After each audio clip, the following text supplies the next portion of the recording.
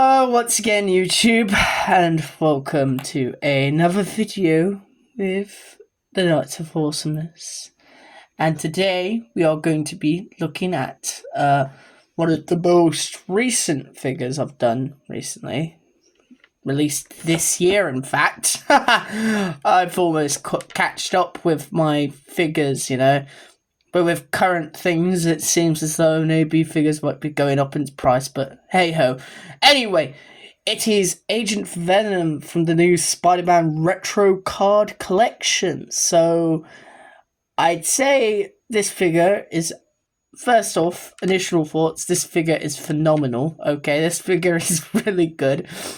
It's of a figure that I've been waiting for a new figure of for ever since I first saw him in 2012, right about the time they were starting to do Marvel Now initiative, So it's been a long time coming. I remember the classic figure of this, and looking back now, this is definitely the superior version of the character. And yeah, let's crack on with the review, shall we? Now we will first look at the packaging, which I have managed to properly cut open. So if I just tilt the camera a little bit, I can give you a better look. As you can see, this is for the more modern Spider-Man figures, You got the Spider-Man, a generic looking Spider-Man logo, nice bold font, that traditional hyphen in there as well. Marvel logo there, up there. And a spider web with a nice orangey tint to the bit where the blister card would be found. Then you have comic art, which is always appreciated. I think that might be Roberto Homos or something. Nice yellow, which works pretty well with the packaging with the yellow and oranges and purples and blues, and a little bit of reds in there. Agent Venom, and yes, your eyes do not deceive you.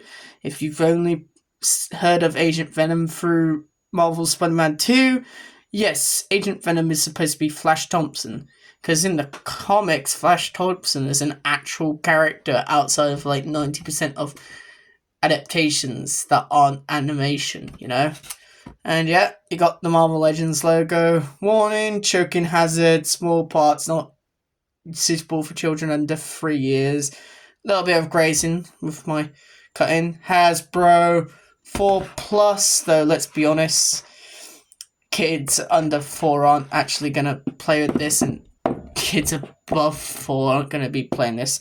Now, here we go. Here's the blurb. For the character, when Flash Thompson bonds with the alien parasite suit, he grants the spider-like powers of Agent Venom. And then, Qua Flash Thompson se lie à un costume parasite extraterrestre et acquit des pouvoirs et devient Agent Venom. Okay. And then a nice picture of the figure. Nice, pretty promotional picture, with him with his hand out and a fist, No gun in the holster for some reason. And, of course, the comic art in the back. Same one as before. And you have the lineup, Spider-Man Unlimited, which is an absolute letdown. The current figure we have. Spider-Boy, Dan Slott's new favourite character. Electro, female Electro, which actually looks not too bad. Kane Parker, 90s Edge embodied, and of course the Chameleon, the best design of the Chameleon from the animated series. And of course, we have our old friend, if it will zoom in. Hang on. Let's focus. Focus. Oh, jeez. There we go. 0 to 3 sad onions. Look at it. Oh, that one's a bit sad, isn't it? More sad than usual. It's 0 to 3 depressed onions, more like it. Anyway, enough with the packaging. And it's also recyclable, I think. I don't know what that says. Anyway, enough with the legal guff and all that. Each sold separately, as per usual. Right. You haven't come here for a packaging review, have you? We're already 5 minutes in. I probably bored you to tears right now. I know, right? Anyway, Agent Venom. Yes. Now, I love this character because he looks cool. Yes, very, very. But, I mean, the design of Venom, it's a sort of hybrid militarization of both this black suit Spider-Man design, but also the Venom design. And I feel like this figure really captures the likeness from the comics. Well, the many likenesses. This is sort of like more of the realistic design, less like the actual like cover, like the art that was in the comics. But as you can clearly tell, the sculpting on here is phenomenal. You've got the spikes there.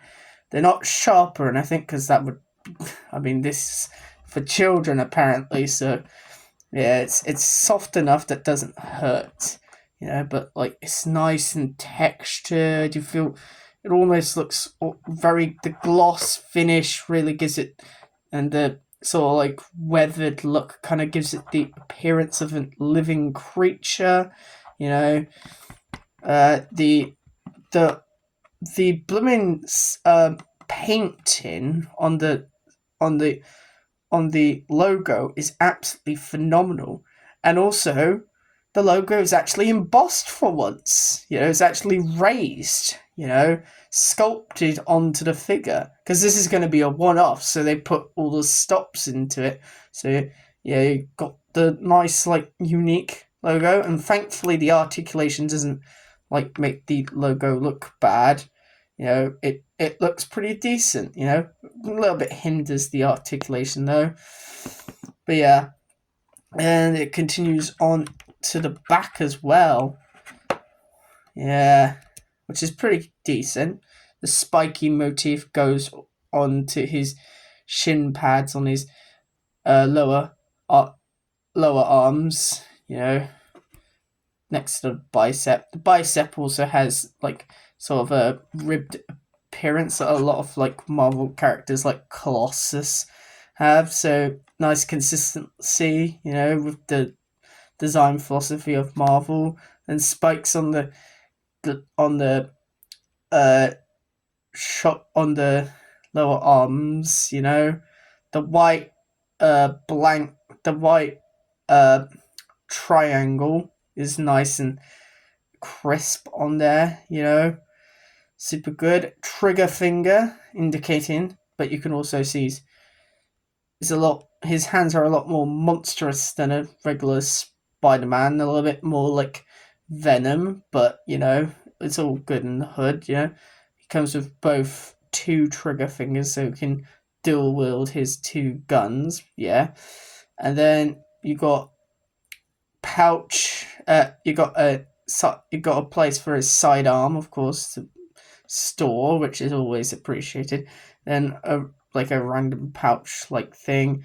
You got some sort of like cav armor, a little bit of cav armor, a little bit of white, and also the continuation of the design on the upper arm, the bicep. Then you got shin armor, spikes, but a little bit of a raised motif to give it sort of a medieval like boot look, make it sure it looks like proper like boots, look kind of army bootish. There's straps on it, I was going to say straps on, but funny. And yes, the boots are quite nice, and there's some legal guff on the boots, and it's all molded. It looks all molded in plastic, and yeah, all of it has like a textured quality. It's not completely smooth outside of like the bite, outside of this part of the legs, which looks like basically like a costume. And of course the head and the hands are a smooth texture to it, almost indicating that the Venom symbiote is wearing a armor, is being put over an armor and being put over like clothing and all that. But yeah, as you can clearly see, he's got sort of a collar, almost a turtleneck sort of thing, sort of like a Suntaran design, but it's like really nice design. Looks like a belt in a way, and it sort of gives him or like a leather jacket like design, yeah, it gives him sort of like an intimidating look. Yeah, the shoulder armor is on an O-ring. I believe that's the correct terminology. So it gives you more movement than you would have previously. You can also see, now I've noticed this before, straps connecting the back armor to the front armor, which is actually pretty neat to see. And they really thought through how this armor could exist in real life. Then you got, of course, the classic 90s design of pouches continuing into the 21st century. Pouches on the back as well, which, there you go. You got spider ass. You got more spikes on the back as well. It's all molded and textured and has a lot of detail. The straps continue on to the back, which is lovely. Nice, like, fake sort of like web sort of like strap detail on there as well. Yeah, the white for the most part, not much in the case of like paint bleed or anything, because the white is obviously painted on. But yeah, and the main highlight, the main thing about it is getting that head right, and I think they've kind of knocked it out of the park. It's simple, effective. It's not quite MacGargan Venom, because like he was the current Venom before Flash became Agent Venom, so the design is similar to him, but it's more like putting the black in there without the yellow eyes, but also like keeping it simple, like a little bit more intimidating than Black Suit Spidey, where he's supposed to look friendly but still not intimidating. That makes him look like a complete and utter monster, like MacGargan or Eddie Brock or anybody else who wore the Venom symbiote. But yeah, overall, I feel like the proportions on this figure are pretty decent as well. I feel like the head's not too big. I feel like the legs are the right length. He feels like a superhero who's got proper muscle definition and proper like scaling, and it's overall like aesthetically speaking, the figure is pretty decent. It's got so many details, lovely fake leather texturing with nice like pockets and stuff, and the spiky aesthetic is like true to the original source material, and it gives this figure sort of like accuracy that I feel like is lacking in some other figures, mostly some Iron Man figures, and also Spider-Man figures as well. It's a level of detail that we fans appreciate. So I feel like we've talked about the aesthetics a lot today. So I feel like we should start with we should go to the articulation. So, articulation-wise, you can bend his head about, let's say, acute angle, but you can also, I think there is movement at his, I could be wrong. Okay, I think I'm wrong, but yeah, not too far, but you're not going to have him be swinging. He doesn't do much swinging in the comics. And very little down, it's about that, so not really good for this old swinging, unfortunately, but he can go 90 degrees all the way out, or almost 90, so And as I said, yeah, full 360 degrees spin at the arms, you know. And then, of course, he can bend over 90. Very good. Every figure should be able to do that. Look at Hasbro. This is what you should be doing. Then for the right hand, should I say, his trigger hand moves up and down, swivel, you know, full 360 swivel. And then for his, oh, it's exactly the same. Okay, but for the fists and the open hands, it's the opposite. You know, it's not up and down. It's left to right instead. You know, waist swivel. It can go 360, pretty good, but yeah, standing up straight, he can't really look up that well, to be honest. He can look up that much and look down that much, which is more than he can look up. But yeah, it's not that good, but he's supposed to be a soldier, so he's not going to be like swinging about and doing crazy poses. But yeah, his head can swivel 360 degrees. I don't know if I said that before, but yeah, it's on a ball joint, I believe. Yeah, though I could be wrong. It might be like a dumbbell joint. I have no clue. I haven't checked, to be honest. Though, I mean, I can check right now. Yeah, dumbbell, I believe that's what it is. It's not a ball joint. Maybe it's like a combination between the two of them.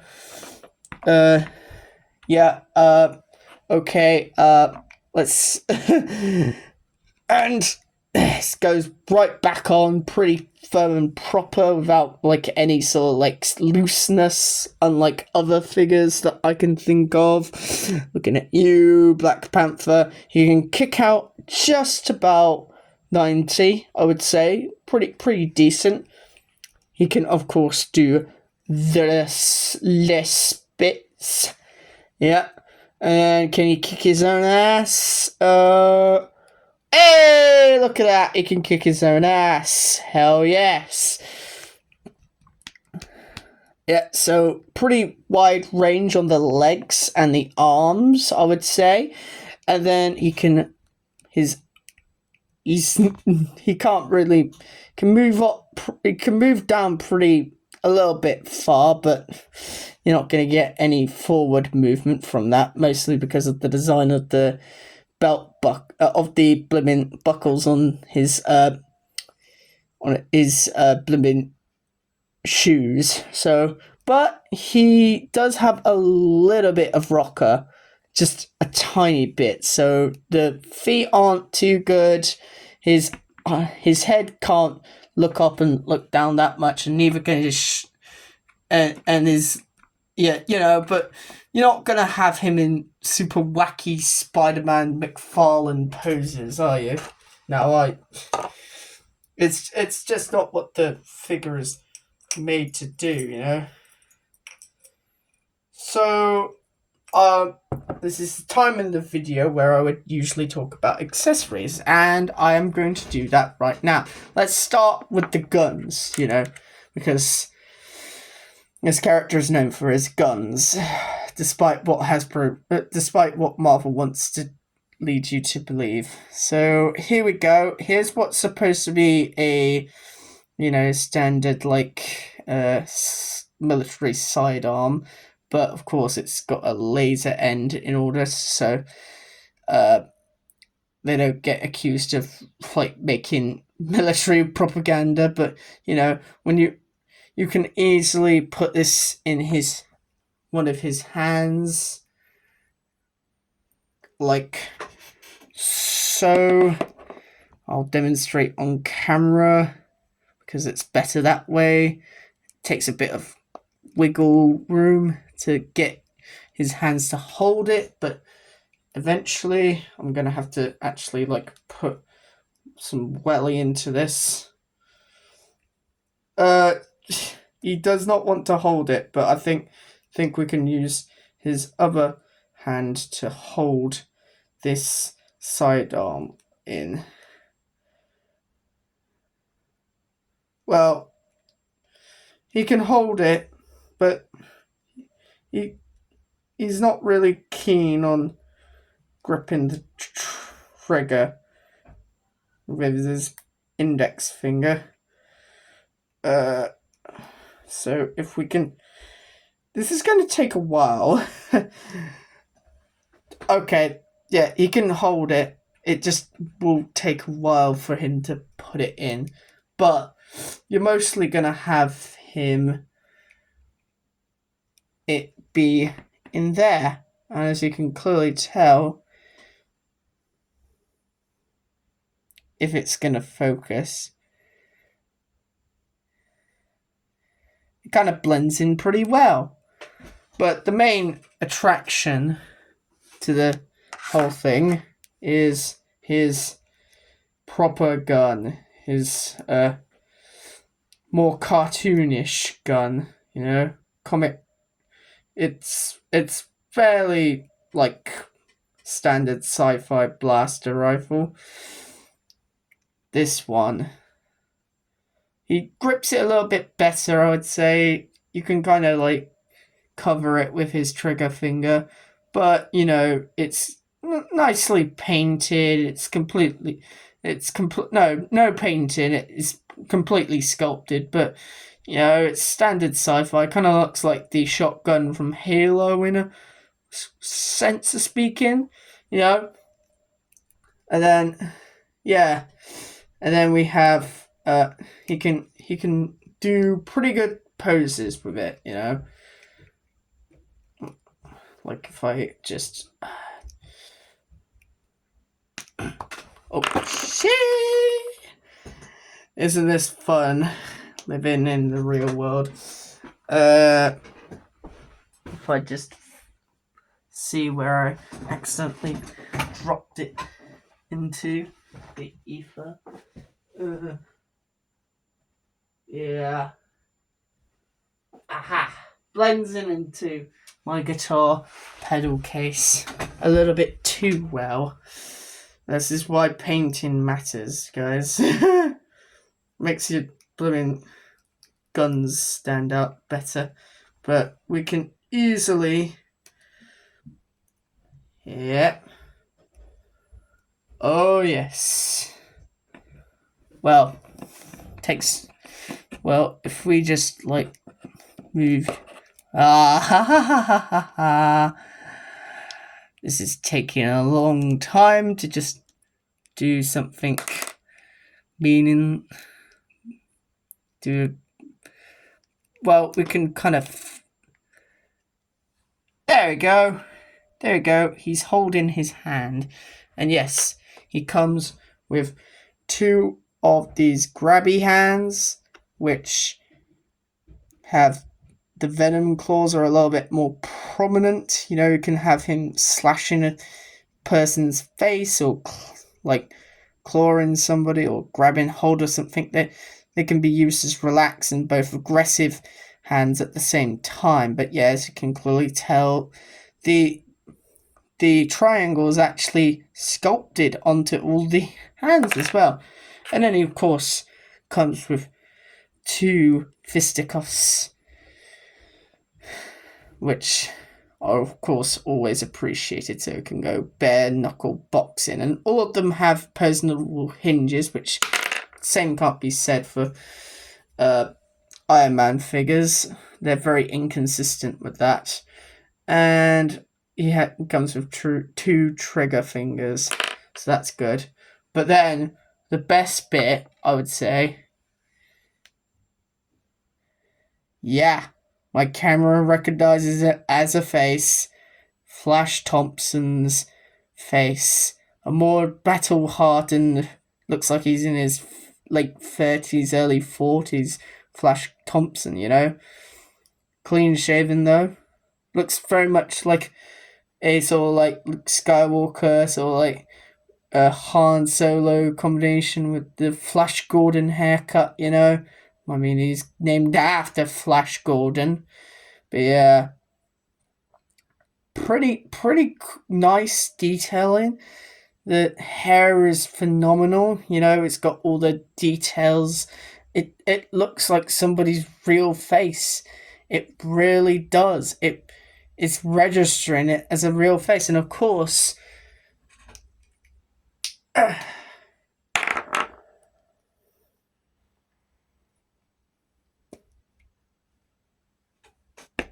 fits onto his head like a glove. So there you have it. The new for 2025. Let me get the card. The new for 2025, Agent Venom Flash Thompson. And overall, I'll give this figure. The figure is very solid with a few gripes about the articulation, but nothing's perfect, you know. It looks and it feels good to play with, you know. And I feel like if you're a fan of the character, or if you're just a general Spider-Man fan or Marvel fan looking to complete your collection of Spider-Verse or Thunderbolts characters, you know, or you just like Venom in general, I think this is the figure for you. But do be wary, the articulation isn't as posable as you like it to be, but the character never was, like, super expressive anyway. He can get into the pose that you see him on the blooming comic panel. So, yeah, thank you all for coming by to the channel, and I'll see you next time, where I'll be reviewing, let's say, a very old vintage Doctor Who figure. A toy Dalek, if you will.